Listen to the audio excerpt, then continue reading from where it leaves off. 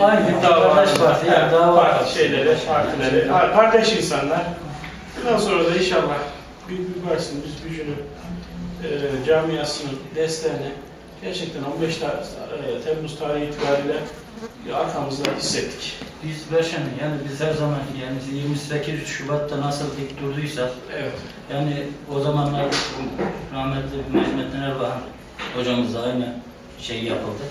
Yani şimdi ise yani Cumhurbaşkanımız, ben Cumhurbaşkanımı eleştirebilirim, Başbakanımı eleştirebilirim ama milli iradeye bir saldırıda yani iki paçaların ne diyeyim yani bunlar ağzıma da almak istemiyorum. Yani bunlar 3-5 kuruş paçaların içinde, çapulcunun içinde.